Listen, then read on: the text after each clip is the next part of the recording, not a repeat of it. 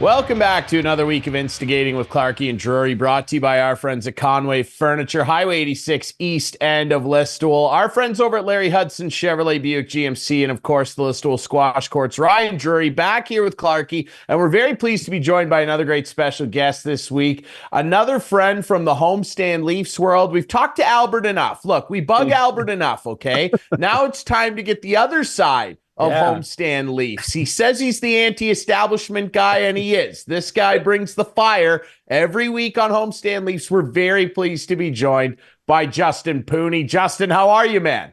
Oh, that was the best intro I ever got, man. I appreciate it. Glad to talk about something other than the Leafs, because we were just saying before we recorded, it's only so much Mitch Marner to Nashville trade talks I can handle in a day. And then you got Albert saying, well, his crazy philosophies that he has. So hopefully we can have some good chats today, boys. Looking forward to it. Well, let's start, of course. Now, despite being the co-host of one of the best Leaf podcasts out there, ladies and gentlemen, we tell you all the time, download and subscribe Homestand Leafs. Now, despite that, Justin Pooni is a Vancouverite, and he's a Canucks fan. So let's just talk about it. How are we feeling? How are we recovering after a tough game 6 and 7 against the Oil? Game 6, I kind of figured that it was going to be, I thought after game 5, after the Canucks dominated game 5, that, go to Edmonton, Skinner's back in net, rattle him. They didn't. They had their worst performance of the playoffs, I think. And then going into game 7, I think I was still positive that on home ice, Sheeloffs was amazing, that, the guys would be ready. But as you guys saw in the first 40 minutes or the first 30 minutes of that game, they just didn't show up. It looked like they were cement in their skates. That 4-minute power play was an absolute killer. You give thank God it was Connor Brown with a breakaway, not somebody else, because that would have been 1-0 early on. And then the resiliency factor. That was kind of the theme of the Canucks this whole playoff run and this whole season, was the resiliency. And they came back, and gosh, if Nikita Zadorov just moved like an inch over and that JT Miller shot was able to hit the net, I think they could have tied it up. But it was tough. It was tough. But I think Rick Tocchet said it perfectly. The Jack Adams winner, they brought pride back to this city and pride back to that crest. And as you guys probably watched, like, the Canucks fans have always been known as trolls and as, fair weather fans and stuff like that. What this playoff run did was it put the fan base in the city of Vancouver as a hockey market back on the map. And you got to see just how electric Rogers Arena was. It certainly was louder than Scotiabank Arena every single night. And I think it just brought, as somebody who's seen different iterations of the Canucks franchise, from the Bertuzzi, Naslund, Morrison years to the Luongo, Sedin years to the last 10 years of darkness, to see a team led by these guys and bring back just the joy of watching Canucks hockey, I think that was my biggest takeaway. So yeah, it did sting, but I think immediately, and I think anybody who watches hockey and understands the game know that this team has a solid core and a solid foundation moving forward.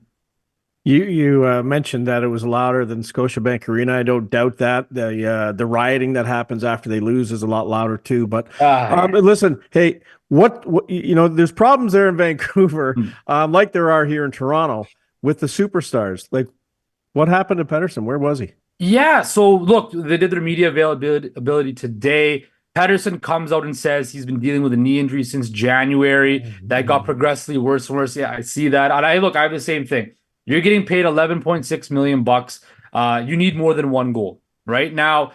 Was this his first playoff run and kick at the can? Yes, but that is not an excuse. I saw a guy like Quinn Hughes who didn't play his best, but Quinn Hughes is being targeted by every single forward on Nashville and Edmonton. Every time they would dump the puck in, there was guys going in to lay the lumber on him. And you knew he was injured, and today he never mentioned an injury at all. And that to me was just a different, more proof that they made the right decision in making Quinn Hughes the captain. But back to the Pettersson front, look, I still have belief that he can be a guy. This is a guy at 100 points and 89 points in a down year. Like, the skill set is there.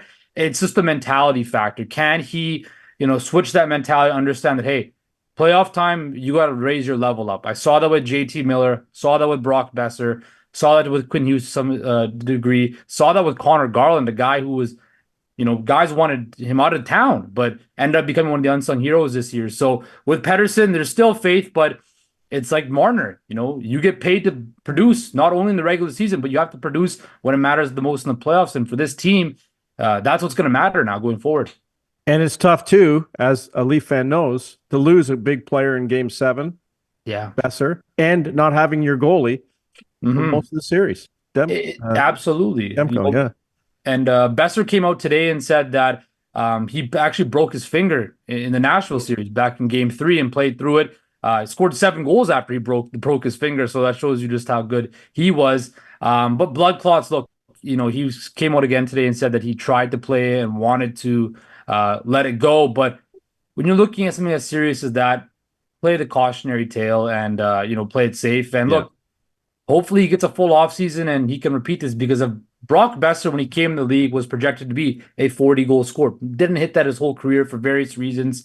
Went through a tragedy losing his father. But this year, you saw a motivated Brock Besser, and you just saw what he can truly become. And I think for Canucks fans, for Rick Tocchet, for Patrick Allvin, you hope that same Brock Besser comes back. Yeah, he was great. Go ahead, Clarkey. No, I just wanted to ask, the Canucks haven't been exactly, great the last few years. And how close do you think they came to blowing it up and trading JT Miller and trading Besser and those guys and maybe even Demko? There was a lot of talk, at least from an outsider's point of view, hearing all those rumors for years. Yeah, and I think it all started back when they fired Jim Benning, thankfully, and they brought in Jim Rutherford and Patrick Allvin. And one of the things, and Albert could attest to this too, is that we talk about Homestand Leafs, is when you want to build a championship roster, it starts from the top to the bottom. So that starts with, of course, ownership. And we know Canucks ownership has had the knack in the past to get involved and be hands-on. Well, when you bring a guy in like Jim Rutherford and Patrick Allvin, who have a pedigree of winning Stanley Cups recently in Allvin's case, and then Rutherford going back to his time in Carolina, you give the reins to them. And that's what Francesco Aquilini has done. And when Rutherford came in, he said, I'm going to assess everything. This team was in cap hell. They had a whole lot of problems. And I think the change really started when they traded Bo Horvat. Everybody here, myself included, was upset that they basically chose JT Miller over Bo Horvat. Remember, Horvat was a guy who was the captain, a homegrown guy, a guy who was, playing at the peak of his powers when he got dealt. And you just saw that once that deal left and that even the elephant in the room was gone, you just saw how much JT Miller kind of assumed that role of being the leader, the heart and soul of the Canucks. And he's taken his game to another level, 100-point guy. And after that, you kind of saw this with Rick Tocchet coming in, how they decide to really go in on the back end, right? You see the teams with the remaining in the Stanley Cup playoffs right now. Florida, New York, right? Dallas, deep, big back ends. That's how you win in the playoffs. And that's where the Canucks started to change. Once they brought in Rick Tocchet and Patrick Allvin and Jim Rutherford, they brought a structure back in. Because with Bruce Boudreau and with Jim Benning, there wasn't really any structure, just spinning your wheels constantly. Yeah, it's been an interesting rise, and a first place finish in the division, obviously, kind of cemented their status as being a serious team again, which is great to see. And I love Vancouver. My best friend lives there. I went to a game this year. The atmosphere, I gotta say, I talked about it on the show when I came back from that trip, Clarkey. It was electric in there. They played Dallas the night I went. It was a 2-0 win. Demko made a huge save early, and it was rolling. Also, I gotta say, maybe my favorite goal song in the entire league. The goal, Simple Mind, it's awesome, and everybody sing it. La la la. It's awesome, dude. It's so much fun. I will say this too, obviously the Demko thing was an unfortunate stumbling block to have to deal with, but it ended up really not being one because of Artur She Loves You. Yeah. That guy was phenomenal.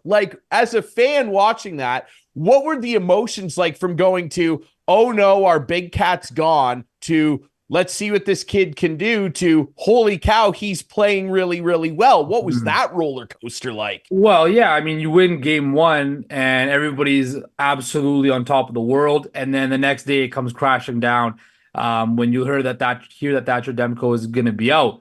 And then game 2 happens and the fans are chanting Casey, getting behind Casey DeSmith. And he doesn't play bad, but he lets the first goal in. and they lose that game. And then Artur Shilovs comes in. Look, this was a guy nobody's really heard much of. The only thing we heard of him was before this year was he won MVP of the World Championships last year for Latvia, and that was really it. But we just saw a calming influence with this guy.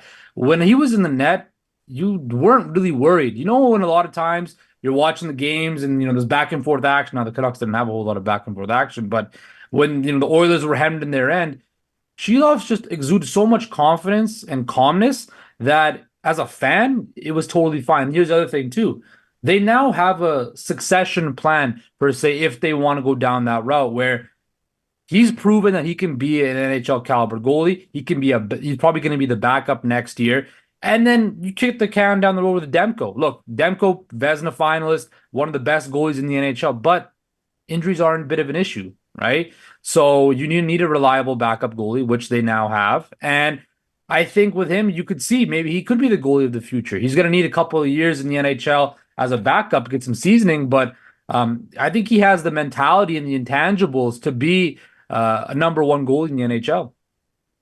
I don't want to jump the gun here. Sorry, Clarkey, but it's okay. Go ahead. Yeah. I am, and like, let's not put all the pressure of the world on this kid, but the way he played, like you mentioned, the calmness and the poise, that was what really impressed me. And like his rebound control and mechanics in particular, when he did let a rebound out, like very calm recovery, not splayed out all over the place like a guy we watched in Toronto for the last couple of years. And it kind of reminded me, and again, I don't want to put undue pressure on the kid, but it kind of reminded me a little bit of when Braden Holtby came on the scene for my guys. Like he was almost the fourth string goalie, really. And they called him up as an emergency in the playoffs, made his debut in the playoffs, and carried on against Boston and did an unbelievable job wearing Hershey Bears gear. And then, turned into a Vezina winner, turned into a cup winner. Now, I'm not saying all that's on the horizon for She Loves You. Yeah. But what I am saying is it gave me similar vibes. And ultimately, that ties into my next question for you, Justin, in closing about your Canucks. Looking forward, the future looks pretty bright here, but there's some stuff to deal with this offseason. What are some number 1, 2, maybe 3 things that you would want Jim Rutherford and Patrick Allvin to target in the offseason? You got to bring Nikita Zadorov back. Now, the thing is, what's the price point going to be? I know a lot of people in Leafland want Nikita Zadorov because, Brad Treliving did bring him in Calgary, but I think he just brought that swagger and that confidence to that defense core. He was well loved in the locker room. I think with a guy Nikita Zadorov would be the number 1. I think with how thin the Canucks are on the wing, they're going to need to add 2 to 3 more wingers. You're seeing it that you need guys on the flank to score goals and to put the puck in the back of the net. Part of the reason why Pettersson did struggle was because he was playing with Niels Höglander, who scored 24 goals in the regular season, but was invisible. And then Ilya Mikheyev, who the puck is literally a grenade on his stick and where chances go to die. That was not, you need a guy. So do they go big game hunting for a guy like Jake Gensel? That would not surprise me whatsoever. I think that, and then also re-sign Dakota Joshua would be the 3. A big-time winger, re-sign Joshua, and find a way to keep Zadorov. I have one more Canuck question, Ryan, before we move on here. Yeah. We have a little segment on the show, Justin, called the Couch Potato. Right. And it highlights either great efforts from teams or players or maybe poor efforts. And early in the season, in the preseason, in fact, I named the Vancouver Canucks my Couch Potato after I think it was a 10-0 loss in preseason. When did you see this team turn things around and think, because they missed the playoffs last year, if I'm not mistaken, and thinking, like, this team is pretty good. They have a chance to go somewhere. Well, Clarkey, it's going to be kind of funny. Last year, if you remember, when they fired Bruce Boudreau and Rick Tocchet, they were on a near the 100-point pace to finish the year last year. So I kind of thought, all right, there's something here. Did I expect them to get 109 points and 50 wins? No. I think what really got to me was when I realized one day that they were first place in the NHL. I think it was maybe in December, before Christmas, that I was like, holy, Like they're first place in the NHL right now. Yeah. And I think that would to me was like, holy, like, this team can do something. Mhm. At the end of the season, it looked kind of dicey with Edmonton catching up, but I think it really kicked into my head that this would be something special around Christmas time when you look up at the standings, and for the first time in over a decade, the Canucks were atop of the NHL Mhm. standings. So, Mhm. looking forward to next season, and hopefully, and like I said before, this is just the beginning. You can't let your foot off the gas pedal. You have to. The bar has been raised. The playoffs are a bare minimum now. You have to Mhm. go push forward to be in the Final Four and be in the Stanley Cup Finals now. There's no more complacency. The fans got a taste of it this year. They're going to want more, and nothing short of Mhm. that expectation is going to be a failure. Let's get right into the next Yeah. round. Edmonton against Dallas. Who do you like? Oh boy. So the Canadian hockey fan in me would like to see the Oilers win the Stanley Cup, but the realist and the Canuck fan I am, forget it. I'm going with the Dallas Stars. I think they're the deepest team in the NHL. From 1 to 23, they are the deepest team. They have experience with guys like Joe Pavelski. Tyler Seguin is still producing. Matt Duchene, right now he's hurt, but just the fact that these guys have the ability to run four lines. A guy who now Quinn Hughes is the best defenseman in the NHL, right? Cale Makar is up there, but Miro Heiskanen, guys, I watched this guy play. He is an absolute stud on the back end. And then again with the Vancouver flavor, I would like to see our boy Chris Tanev get a cup. I think he's a guy that's just been the consummate pro his whole career. But from his time in Vancouver, Quinn Hughes to this day still raves about how much he loves Chris Tanev, how much of a mentor figure he was for him in the NHL. That's why the Canucks were so hot with him on the deadline. I think Dallas is very deep, but I will say, if something about McDavid and Draisaitl, when you watch them in a playoff series, every time they hop on the ice, your heart rate increases and you're scared because those two guys. And now McDavid didn't have a great season against the Canucks. Can he go back to being McDavid? That's a possibility, but I'm going to go with Dallas. They're just too deep. Yeah, I picked Dallas to win the cup in like September, so Mm. I'm going to continue rolling with them as well. I like Dallas in 6 games simply for the Skinner factor. Like Skinner and Picard versus Ottinger, no thanks. I think that Dallas's D core is deeper, and like you mentioned, Justin, like they have a bunch of guys on their team that are kind of like the old savvy veterans that everybody would like to see lift the cup. Tanev. Mm. Ryan Suter's out there making Yeah. contributions. Duchene, everybody would celebrate if Joe Pavelski, he would be the guy, I think, other than maybe Suter, but I think it would be Pavelski. He would probably get the cup second after Jamie Benn. I personally love Jamie Benn. Guys like that. I love the Stars.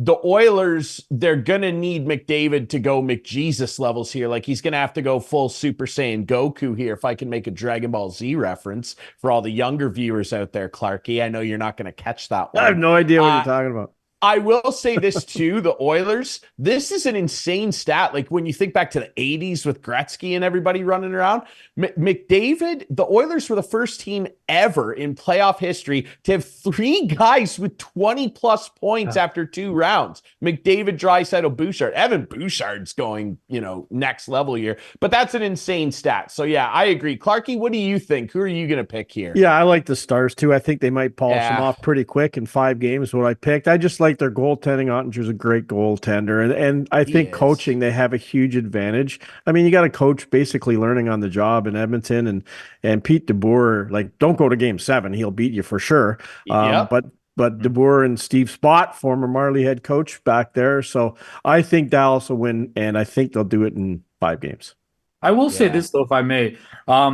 Chris Knobloch, again, like you, Clarkey, I just kind of thought he was going to, go with the flow and learning on the job, but he made some ballsy moves to bench Stuart Skinner and then to come back to him in elimination games and then to sit a guy like Corey Perry, who has playoff experience, and bring in a guy like Sam Carrick, who's brought some edge to that bottom 6. He's made some nice moves, and I will say this about the Oilers. Their penalty kill is very good, and their defense is pretty solid, right? Oh, yeah. I did not expect that, but they are very solid on the back end. And I don't subscribe to the I want a Canadian team to win I don't subscribe to that. The next Canadian I team don't to win, I want mine, not anyone Yeah, I else's. feel you on that. Yeah. I'd rather the Canucks personally because I have a soft spot for them, as I mentioned. But I also don't care if Canadian team wins because I'd rather the Capitals do it again. But that'll be a long time coming.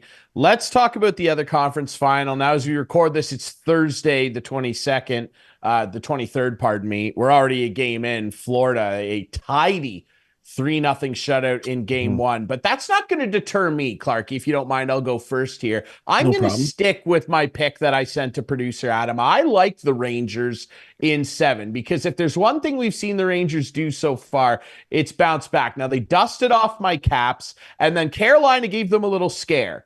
And then Chris Kreider came alive in game 6 there. When you push the Rangers, they typically push back. I still like the Rangers to come out of this, but it's going to be a grind. I wouldn't be surprised if it was like a game 7 triple OT winner. Give me Chris Kreider on that one too. I'm going to stick with my pick of the Rangers. Justin, what do you think? Oh, I think the Rangers seem like a team of destiny. 94, President's Trophy, win the Stanley Cup, 2024. President's Trophy, maybe the Stanley Cup. How about Matthew Tkachuk, guys? I watched that game last night. What has he got? 16 points in 12 games. Like, he is built for the playoffs, and Florida's just built a machine. Like, they're very tidy. They're very like workmanlike, and I really would love to see Paul Maurice win a Stanley Cup. I think he's one of my favorite coaches in the NHL. Paul Maurice can coach my team any day of the week. I believe that he has, changed the culture in Florida. And I think just the back end they have with Ekblad and Montour, Forsling, former Canucks draft pick that they gave away. And then you got a guy like, again, up front, Barkov. You can't even say he's underrated anymore. He's probably the best two-way center or one of the best two-way centers of this generation behind Bergeron, maybe. You got guys like Tarasenko, Tkachuk, Bennett, Reinhardt. They're just a machine. And as much as I like New York and I like Panarin, and I think it would be good for the NHL popularity-wise if the Rangers win the Stanley Cup, Florida just seems like, again, same thing with Dallas. They're deep, they're physical, they get good goaltending, and they got the guys, the horses that play the best in the playoffs, like Matthew Tkachuk. Clarkey, what are your thoughts here? I know you don't want to pick the Rangers. No, but Justin had a lot of great points about the Florida Panthers. Like, there's no question. I love Paul Maurice. He worked for the Leafs when I worked for the Leafs for years, and he was such a good guy, not only a good coach, I thought, but a good guy. Helped us out at Leafs TV immensely all the time, Ryan. I know I've told you this before, but I really like Paul Maurice. He was a guy I could text at 5 minutes to game time as we're wrapping up our pregame show, and he would answer my text and tell me who's in the lineup. Like, he got it. You know what I mean? He got what we were trying to do. Having said that, the goaltending in this series is going to be, I think, incredible with Shesterkin against Bob. And I just don't see how Shesterkin can lose. I know he lost game 1. I think both of those goalies at their best, Shesterkin should be better. I know we saw incredible game play by Bob last year, and I don't think he's been quite as good this year, but that is an awesome team in Florida. But at the end of the day, I think the Rangers, and as long as they don't start playing Rempe and getting into that game, I think the Rangers will win in 7. Yeah, it's an interesting dynamic for sure. I just want to touch on this too, Clarkey, because we'll review our second round picks, because of course you and I are competing in a pick-off here, and I do have them here in front of me. Before I do that though, Justin, we were talking about this recently, Clarkey. Like, I think that Sergei Bobrovsky right now could retire and walk into the Hall of Fame. I think he's a Hall of Fame goalie. 2 Vezinas, nominated for a 3rd one this year. Like, and all of the wins, these guys got over 300 wins. Look at the playoffs he's put together. Yeah, the cup's not there yet. Maybe it comes this year. Just on an individual basis, which the Hall of Fame is. I don't like when people throw out, well, he doesn't have any cups into the thing. That's a team achievement that you can be a big part of. But on an individual level, like, I think this guy's already a Hall of Famer and trending toward being a first balloter. What do you think of that, Justin? I just think that that guy could walk into the Hall.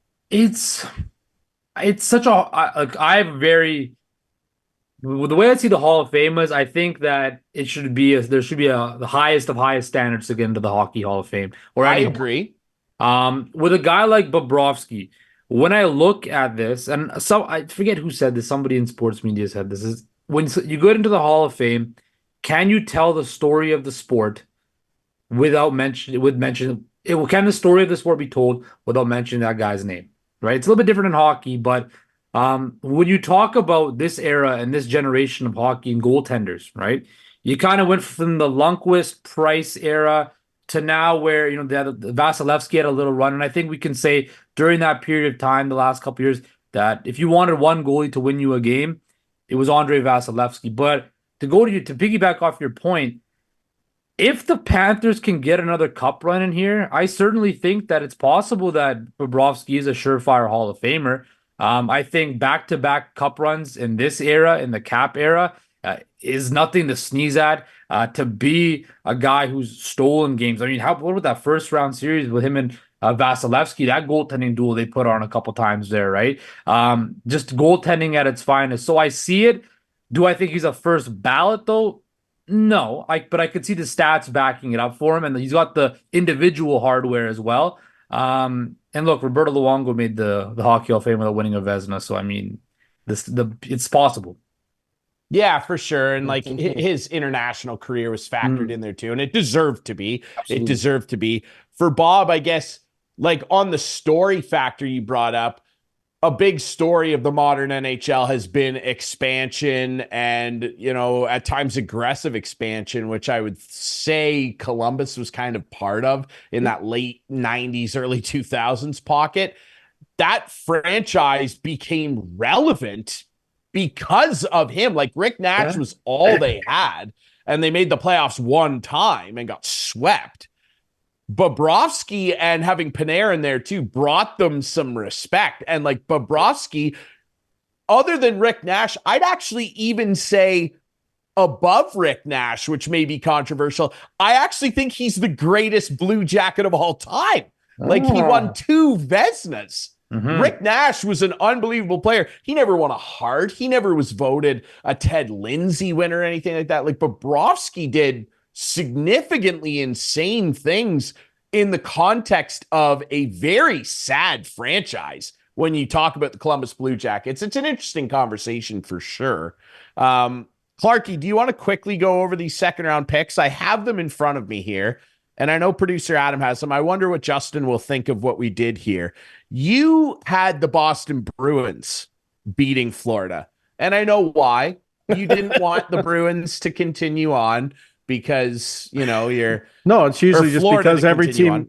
Because every team that beats the Leafs in the first round usually goes to the finals. Yes, you had them in 6 games. That didn't come to fruition. You did have the Rangers in 6 games. Yeah. You had the Oilers in 5 games. Very disrespectful to Justin Pooni's Canucks. Yeah. Very disrespectful. Okay. And you had Dallas in 7, which, close enough. 3 out of 4. 3 out of 4. My picks, I went 3 out of 4 as well. I had Florida in 5. I had the Rangers in 6. I had the Nucks. I wanted to believe, and I did believe, and I don't regret it. I had the Nucks in 7, and, the first 30 minutes of that game, be damned, they almost pulled it off. And I had Dallas in 7. I had to give Colorado that benefit of the doubt, right? No, so I think overall, pretty darn good. Justin, what were you thinking going into round 2? Was this about what you saw? Yeah, I saw. Well, no, I thought I took Colorado, but I took Canucks in 7. I thought Colorado would win in 7. Just thought without McKinnon, McCarr, but again, Dallas outclassed them. And then out east, I had Florida winning, and I had Carolina winning in 6. So I was a bit off there. I just thought, again, I looked at what Rod Brindamore's done. I'm okay. Well, they've been knocking on the door. Maybe finally they're gonna, take that next step. And again, they just weren't able to. But that was a very close series. That Rangers Carolina series, those first 3 games could have gone anyway, right? So I'm excited though. I think the NHL and Gary Bettman would love a New York Dallas final or a Florida Dallas final. I think they do not want Edmonton at all. in the Stanley Cup Finals, even though they got Connor McDavid and Leon Draisaitl. But it's going to pay me to say, but these are the 4 best teams in the league that are remaining. And I think we can all kind of one way or another agree or disagree, but those 4 teams are, the elite of the elite in the NHL. I absolutely agree. Well, here's hoping, because Vancouver's probably my favorite Canadian team, and I love it out there. Dude, you've never told me that. We've done this show for 6 years. Now we got a guy on who loves the Canucks. All of a sudden, listen, you've been telling me for years you want the Leafs to win. You'd really like me to. I would like them to win for you. Yeah, I don't care about the masses. Never heard in this, Justin. Never heard this. Vancouver, my best friend lives there. I love the city. I go 2 or 3 times a year to visit. It's a beautiful place. It's my favorite place in the world. I love Vancouver. So is Earl still there? Is Earl still downtown there? I used to go to Earl's. Earl's is down. There's actually a couple Earl's now downtown. Okay, there you go. Yeah, I've only been there once for the locations. Draft. Yeah. With Leafs TV, I went there to cover the draft when it was there. Yeah. 06, 05, 06. Was it Carey Price? No, that was the Eric Johnson draft when you went first. That's right. That's right. Anyway, that's the only time I've been there. Yeah. I'll come back. Good times. Hey, there's some sneaky locations downtown. All right, there's some sneaky spots. Absolutely. The Vogue. Let's go. Seen some great concerts there. Yeah. How about the Vogue?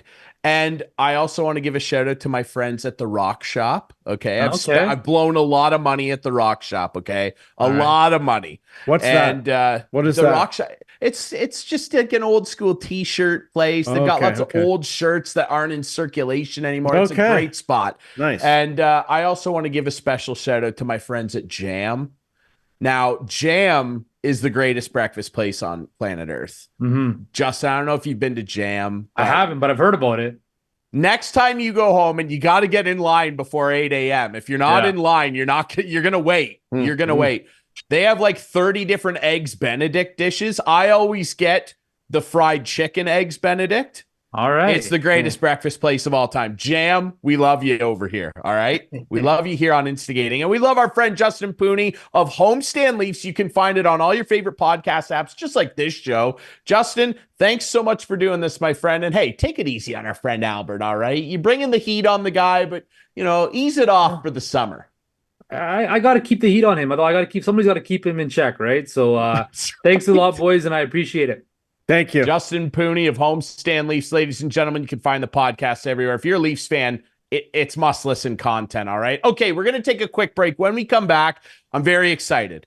Our golf insider, longtime golf pro and instructor, Ian Doig, is going to come on. We're going to review the PGA Championship. A lot of wild storylines to get into. Arrests, Schauffele's first championship. There's so much to cover next here on Instigating.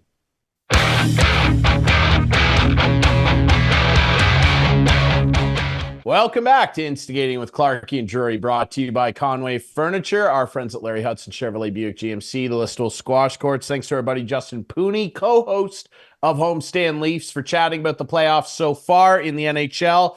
By the way. Okay. Yeah, Clarkey, go ahead. There's something wrong with a Canuck fan hosting a Leaf podcast. I didn't want to say it. No, he's fantastic. No, there is. Listen to the show. No, he's so good. You should have Leaf fans on the Leaf podcast, right, Doigie? I actually right, think Doigie? It's great that he's not there. I like opposing views. Yes, that's what makes the show good. Yeah. Albert's but you're a Leaf fan, and we get them from you. So there you go. And Justin, well, you always say he's not a Leaf fan, though. Well, that's technically he's not. And yes, he is. But Doigie's a realist. He's a pessimistic fan because let's keep the hockey chat going before we get into golf. Yes, he's been hurt too many times. And producer Adam, I know you have the old video here of before the playoffs. This was right after Clarkey's lone win. Now it was the Masters. He won the Masters pickoff. We tried to pull a fast one on him and make him think he didn't. No, you didn't try to do anything. You actually made a mistake. I didn't make a mistake. You did. It wasn't. It was. I'll have Kate tell you what I cooked up. She'll vouch for me that it was an intentional wool pulling, if you will. Now, right after that, we got talking about what was then leading into another first-round matchup between the Bruins and Leafs. And producer Adam, you've got it teed up here. This is what our friend Ian Doig had to say about the series. Wow. And then for them to show up in Tampa and play that game, are you kidding me? They're not ready. They're not good enough. And the other thing on top of all of that is the Boston Bruins are pissed off about losing in the first round last year, and they're not going to lose again in the first round this year. No chance. I give Toronto 5 games maximum. Flip that on him. Wow. Clip that. Yes. We look, Doig. There you go. And we did clip it. We clipped it to save for Doigie. And, Doigie, you were basically right. I mean, they almost went out in 5 I remember games. the words, no chance. And that's what got me riled up a little. No chance. Well, they didn't have a chance. They absolutely had. You go to game 7 in overtime, Doigie, you have a chance. They're not what good happened enough. before that? They're not good enough. They don't know how to play with heart. No, and we saw that again, and that's how it all shook out. Now, we didn't necessarily foresee the Leafs pushing it to a game 7 based on the first 5 games. I mean, game 2, they played really well, but 3 and 4 were, I would argue, some of the worst playoff performances we've seen out of this core. Now, they end up pushing it to 7, which a lot of people, yourself included, Doigie, I'm sure, probably didn't see coming. Now, to transition that off the back of that thought to the golf world, another thing that sports fans didn't see coming was the arrest of the number 1 player in the world. Talking about the Maple Leafs. We are, Clarkey. We got a new coach. Wait a minute. Hold on. Craig Berube. What do you think, Doigie? You know what? We're going to have to sit back and wait and see. It's going to depend on what Tri-Living does to bring Berube's type of players in, who they move in, who they bring, move out and stuff like that. I think it's a good hire, but you know what? I think Gerard Gallant would have been a good hire. I think that, if I had my way in a perfect world, I would have been able to, go out and get John Cooper or Sullivan or somebody like that. But with everything that was available, I think Craig Berube is a good pick, and we're going to have to sit back and see. I do know this. There isn't going to be any whining done on the bench anymore. No, that's over. Right? That's over. Done. Well, it's over for 2 reasons, probably. One is the new coach. 2 is the whiner might not be there. Yeah, you think he's going to be gone?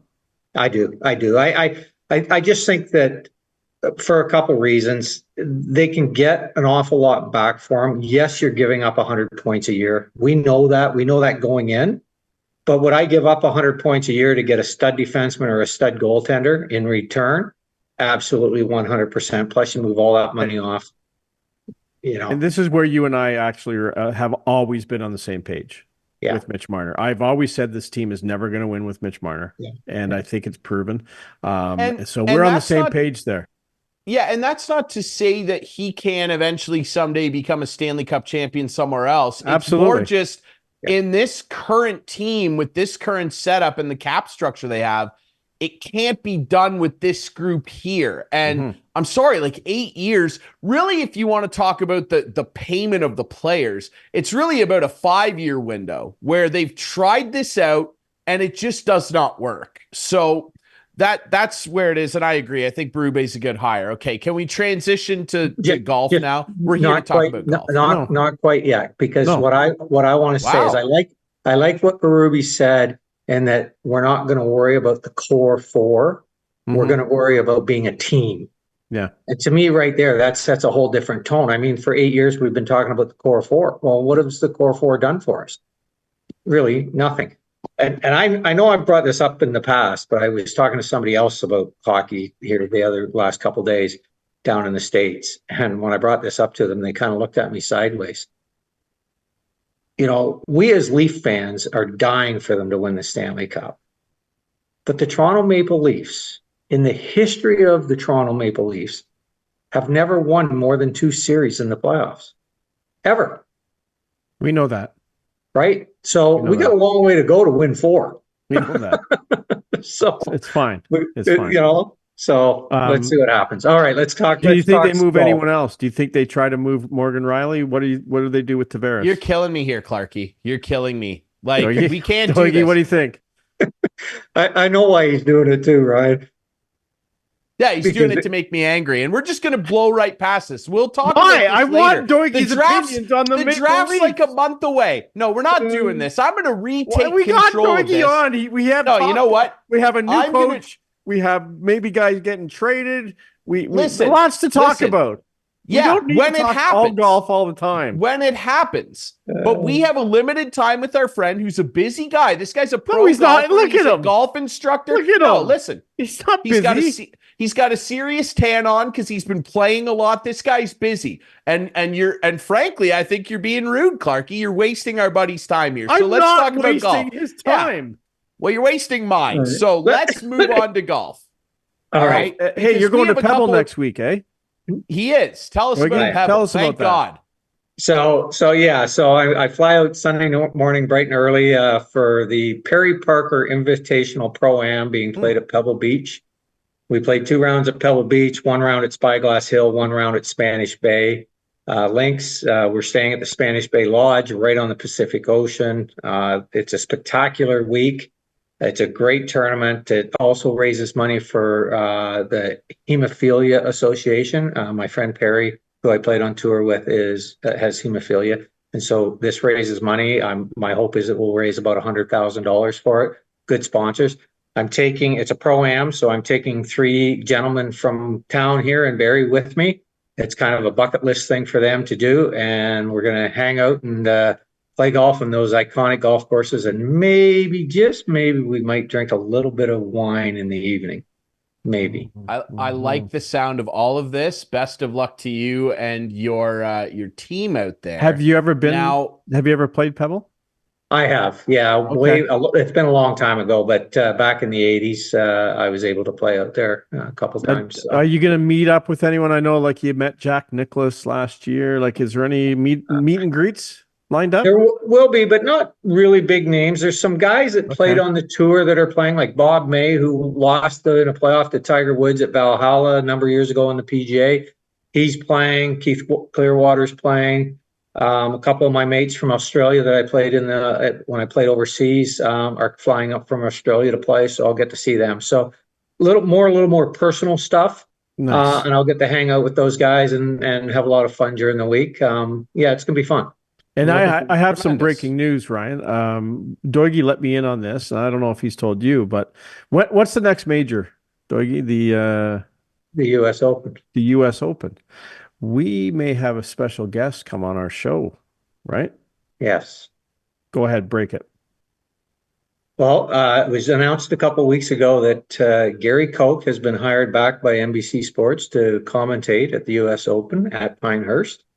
And the day the announcement was made, I was playing golf with Mr. Koch, and we got to talking, and I asked him if he would be interested in coming on the podcast, on the show. And he said, absolutely, I would do that for you.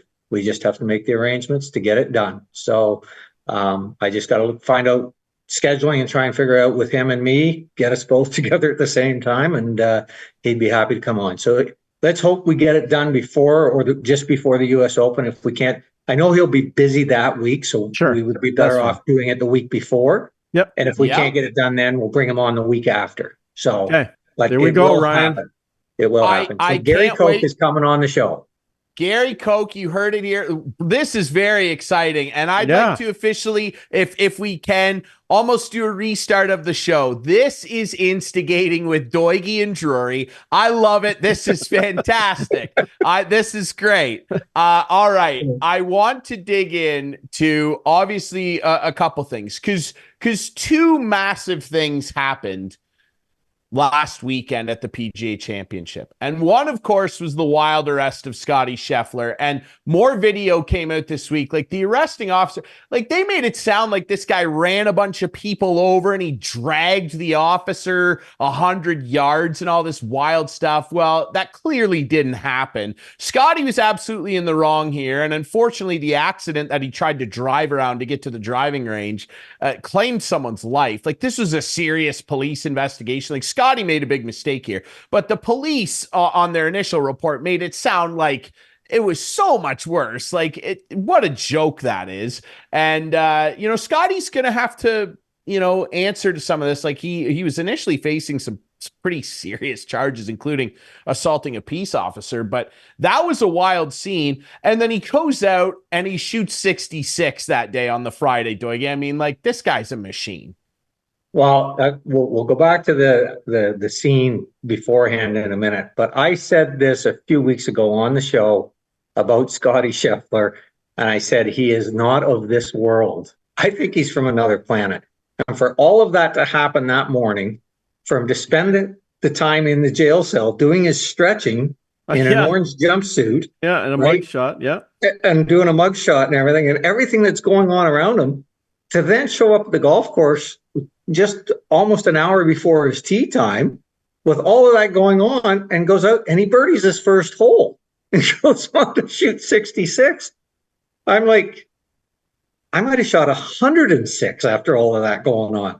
Like, holy Hannah. And he said that he was shaking the whole time and his heart was elevated and everything. But to shoot the score that he shot was incredible. Now, all of that said, obviously I wasn't there when it happened, but I will, to go to his defense a little bit, I've been pulling into the golf course early in the morning, in the dark, raining, and they always have, pylons up to direct traffic. They always have police cruisers sitting there with the flashing lights. They'll have guys out in the lanes with flashlights and everything.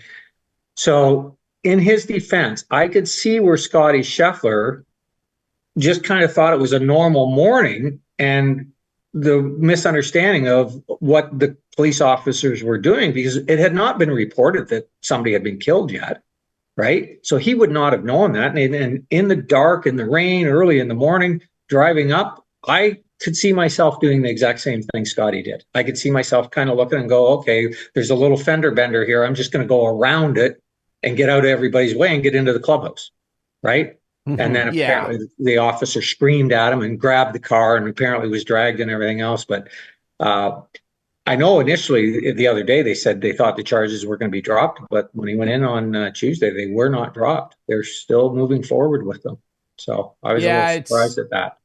Yeah, it's a developing situation for sure. We'll see what happens there. It was just a wild scene, and he goes out there and shoots 66, like wild stuff. And then during the tournament, of course, Xander Schauffele finally gets over the hump. And say what you want about the course playing really easy, and Valhalla was set up poorly, and guys were annihilating the course. He beat everybody else. The course played the same for everybody else. So I really disagreed with some of the takes on some of the golf podcasts I listened to of people going, it was a bit of a cheap win, if you will. I don't agree. I'm happy for Xander. I thought he was great. Shot a 62 during his run. Shane Lowry almost shot a 61, which would have been a record. Like that. Just some insane scores were being put up. And again, congrats to Xander and all that. But speaking of insane scores, producer Adam, you've got it prepped here. The other significant thing, because I said two big things happened this weekend, and all due respect to Xander, one was the Scheffler situation. The other was the king wearing his crown again, and that's me. 5 wins now. Hello.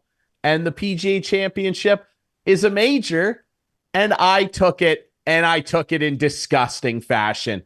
Clarkey DQ'd. 2 guys missed the cut. They weren't playing on Sunday. It's a tough one. Windy Wyndham, he let you down, brother. He did. And I absolutely assaulted the team pickoff this week. And I did it as I was sitting in the parking lot ready to head out for the wedding party getaway that I booked. So I didn't even really look. I just went on proves its luck. Gut instinct. No, I went on gut instinct because I know these guys. Luck. I knew Valhalla was going to be playing very easy because of the way they set the course up. And so I took heavy hitters. And what I did was Schauffele, I had him. I got the 3-stroke bonus for the win. Morikawa was nasty. Sahith Theegala is starting to become my favorite player. I love Morikawa still. I love watching Sahith Theegala. This guy's going to win some majors. Let me tell you, I finished 51 under. Sorry. I just have to say it. It's 51 under. Doig had a tidy 17 under. Rory did really, really well for him. Smith, Young, Oberg, and Clarkey's team. Koepka, his first pick, he didn't like him. I mean, he finished 9 under. Scheffler was great at 13 under, and Knapp, the guy that Clarkey was trying to, sneak us in there. Oh, we're going to all know who Jake Knapp is by the end of the weekend. Turns out, no, we didn't. And we don't know who you Clarkey will. is either. You will. He didn't win. And It was I won fine. at 51. He had a great under. Thanks front very nine, and then much. he like blew up on the back nine in the first. Did he day. really? Yeah, no one paid He attention. did. I did. 51 under. I paid close attention. Believe me, I kept going 51 on. under, ladies and gentlemen. Thank you very much. Yeah, So I will have the congratulations, first- Ryan. This is what's called Thank you. losing with grace, just so you know. Congratulations, Ryan. You did very well. I opened the computer on Sunday morning and I go, oh my God, he's got the top 3 guys. Hit the top 3 guys. So congratulations. This is what you call losing with grace. Well, you're an not expert trying in to that, being a pull the Leaf wool, fan and everything, not right? pulling the wool over a guy and saying, you didn't win. Yeah. You didn't win. Ask Kate. Ask Kate. Anyway. Hey, congratulations. You suck. lot of complaining going on over there in the top of my screen. A lot of complaining. I'm not Doigy, it was a complaining pleasure to go. whatsoever. Doigy, it was a pleasure to go head to head with you as always. You're going to get the next one. How about that? Well, that's one good. major each for you and I, Ryan. Doigy? I'm putting a shout out, but we've only had 2. Ludwig Eberg. Exactly. Yeah, well, you know what? I like him. He missed the cut this week. That happens. He did. Mean, the kid the kid will be a superstar. He will be the number 1 player in the world at one point in time. Mm-hmm. I agree. Mitch Marner's pretty good too. He's unreal. Yeah, well, Oberg's a little better than him. Ryder Cup and everything. I just want to say as well that the next pickoff, of course, will be the Canadian Open, which is next week at Hamilton Golf and Country Club. My girlfriend's mom, Sil, of course, she's going. She's very excited. So that's going to be a lot of fun for Sil to go and take in some action. Not an elevated event, which still pisses me off, but it's going to be a great field. Doigy, set this up for us. Hamilton Golf and Country Club, what can we expect out of this course for the players? Your favorite course? Well, it's one of my favorite golf courses, yes. And it was just redone in the last couple of years. I played it twice last summer. I really enjoyed it. It depends on what the weather does. If we get good weather, dry weather, the golf course can play difficult. But it's not long. As a matter of fact, if I wasn't going to Pebble Beach, I would have tried to qualify for it because it's a length that I could still play. When I played it last summer, I shot 70 and 71 the 2 rounds I played from the back tee. So, I think about the first hole. The last time it was played there, Rory McIlroy drove it on the fringe of the green. And that was, to me, incredible. Now, if they get the rough up and it gets dry, then I think the golf course will play very difficult, and I would say somewhere in the neighborhood of 8 to 12 under would be the winning score. But if they get rain and it's soft, somebody will shoot 20 under for sure. Yeah, I can see a 61, 60, 62, maybe multiple times during the week if it's wet. So, wow. Yeah, it's a good golf course, but it's just not long enough for today's players. And in that vein, the 25 Canadian Open, I think, was just announced at Osprey Valley, TPC Toronto, I guess it's called. You've played there many times, I'm sure. What do you think of that track? Well, I have not played the redo. They just opened after a redo, and it's almost 7,500 yards long from the back tees. So that's a pretty long golf course. And, it depends on how wide the fairways are. I don't know. I haven't played it yet. It literally, I think, just opened recently. Okay. Can you get us on? I'll come up and play with you, and we'll. Yeah, we can figure it out. Probably. Yeah. Okay. Yeah. We'll figure something out for sure. Yeah. Well, it'll be interesting, and of course, as we mentioned, next week, big pick off coming again. Canadian Open. It's our home open. We got to do picks here, and it'll be 100%, fun. But more importantly, we're wishing Doigy some very good luck down at Pebble. You're going to have a fantastic time down there, my friend. Clarkey, wrap it up here. It's been bugging me the whole show. Can you show me your shirt, Doigy? What does your shirt say? No, stand up. Let's. We can't. Running. Nike. Running. Oh, okay. I kept thinking, what does that say? Winning? Just do it. Okay, running. Before we close, I'm going to just throw a little side thing into the Canadian Open for next week. Okay. I think what we should do is still do our snake of 4 players. Yeah. But you can't pick any Canadians. No. You know my strategy. Hold on. I'm not finished. And then we add a 5th player that has to be a Canadian, so we all pick a Canadian. Yeah, but that means only three I Canadians are going to go. I want to pick all Canadians like I always do. Okay. You can pick Canadians too, but we're going to add a fifth player that is Canadian as well. Fine. It has to be a Canadian pick. Okay. That I can agree with. Here's my problem though, is like, I'm not going to have Clarkey pick all of the best Canadians and then we're forced to pick what's left. I'm not doing that. I don't agree. That doesn't work. I don't agree. We're going to do the fifth bonus pick where it's all Canadians. You can't pick Canadians in your initial four. That's the initial thing. Clarkey. No. We're not. But Clarkey, rules. You can't. But Clarkey, I picked all Canadians. Yeah, Clarkey, you can't. All right, you can't go into this and go, I picked Nick Taylor and Corey Connors and Matt Mackenzie Hughes. Like, you can't do that and then go, you're forced to pick the other Canadians. Then let's not. We're going to throw that part out. Ryan, not the real rules. I'll agree with Clarkey on this one. If we aren't, we got to allow him to pick the Canadians because he's going to pick Corey. He's going to pick Mackenzie if he's available. He's going to pick Nick. And I think his fourth Canadian pick will probably be Ian Leggett. Fine, Clarkey. Pick whoever you want, and we'll just pick other Canadians. Mark Evershed playing? I'm fine with it. Doigy, listen, that's what we'll do. I'm fine with it. We'll let Clarkey have his way because he's a big crybaby. So we'll do that. Want to play by the rules, dude. You are Mitch Marner. You're the Mitch Marner of golf pickoffs. Do you think they're going to try to trade Riley? I would like to. If I were the GM, I would try to move him. I think they might try. I honestly do. I look at it and I go, he's been here a long time and he just hasn't pushed anything over the hill to help us out. And I have a feeling they're going to try to trade him and Marner.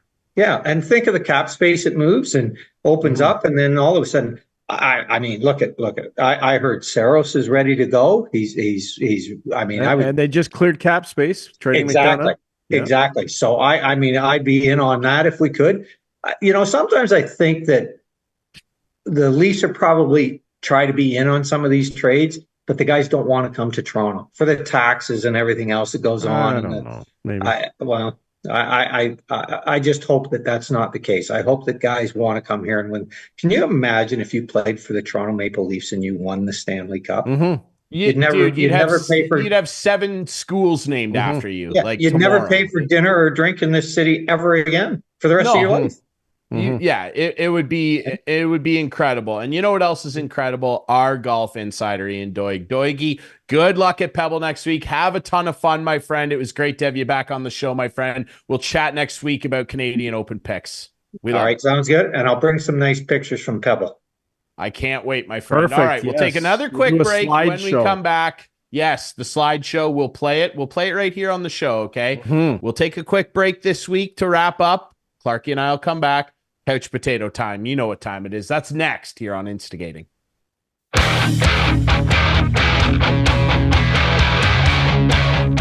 Back to wrap things up here on Instigating with Clarkey and Drury, brought to you by our friends at Conway Furniture. I'm so excited. I'm fumbling my words here. I love the couch potato. That's coming up here.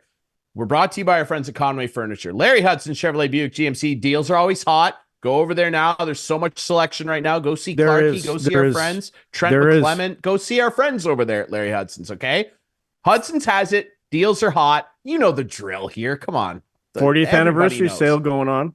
Everybody knows our friends at Hudson's has it. The Listowel squash courts as well. Stuff. Ladies and gentlemen, big stuff's it's time happening. for the couch potato. Big couch stuff's potato happening League at brought to you by our friends at Conway Furniture, Highway 86, east end of Listowel. One more time, our friend Phil Main. Where is Conway Furniture? Conway Furniture, Highway 86, just east of Listowel. Yeah, that's right, Phil. Thank there you, it is. sir. The fry bus is there too. Speaking of couch potatoes. The fry bus, potatoes, it's there. All of it. It's a good mix. They know what they're doing over there at Conway Furniture. And you know why? Because you go in there, the price on everything, it includes HST and delivery. Come on, you know the drill. Does. Let's go. Conway Furniture. Let's go, Clark. Let's go. Couch potato. Not a lot of time left. Well, you know what? I really did like this guy. And I'm sorry to see him go. I wish him all the best. But it didn't take long for Sheldon Keefe to get another job in the National Hockey League. Off he went to the New Jersey Devils. So congratulations to Sheldon Keefe. I wish him well. Hopefully he doesn't beat my Leafs, but I do wish him well. But my couch potato this week might look like Sheldon Keefe, but it's actually the staff at TSN. I don't know if you saw that or not, but when they first put that board up, they said, congratulations, the New Jersey Devils have fired head coach Sheldon Keefe instead of hired. It actually said Sheldon Keefe fired as new Jersey head coach. And we just had that up on the screen. Not sure if you saw that, but yeah. I mean, yes, mistakes happen, but that's kind of a big one. Yeah, you gotta like, have that check. right. You gotta double check. Yeah, you gotta triple check that stuff, ladies and gentlemen. Okay, that's a good one. Anyway, I have a bit of an interesting one here, and put the picture up, producer Adam. My couch potato league. Now, no one's going to recognize this guy unless you're a big politics fan. No one is going to recognize my guy, Merrick B. Garland, the Attorney General. And the reason why, now people are thinking, Ryan, this is a sports show. What does this have to do with anything? Well, I'll tell you why. He filed on behalf of 29 states and the District of Columbia a lawsuit against Live Nation and Ticketmaster today, Thursday, May 23rd, to break up the ticketing monopoly that is overseen by the greedy pigs at Ticketmaster and Live Nation. Now, people are saying, hey, hold on just 1 second. Isn't that more to do with concerts? No, because Ticketmaster controls a lot of the sports market as well. And anything that breaks up this monopoly is great for concert goers. Clarkey, you're going to go see Lionel for cheaper for the 50th time, however many times you've seen him. I'm you're going again. See him Got cheaper. my tickets. Buffalo. You're going again. Well, guess what? If this goes through, those tickets in the future will be cheaper. And potentially lots of sporting event tickets will be cheaper because Ticketmaster will have less control over these ticketing markets. This is great news. How often do we get on a show like this, basically ever, and say, yay, government? How about a win for the government?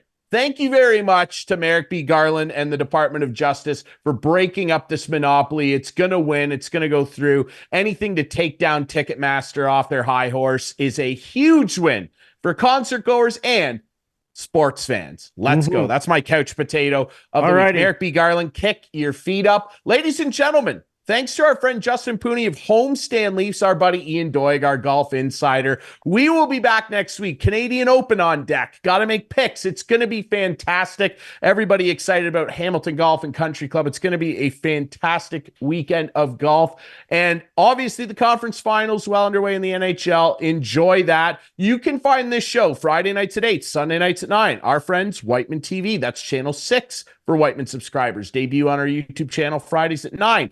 Follow us on social media at InstigatingPod. And remember to find the podcast on all your favorite podcast apps. For our friends at Conway Furniture, Larry Hudson, Chevrolet Buick GMC, the Listowel Squash Courts, we appreciate you watching. And we'll be back next week with more Instigating. See you.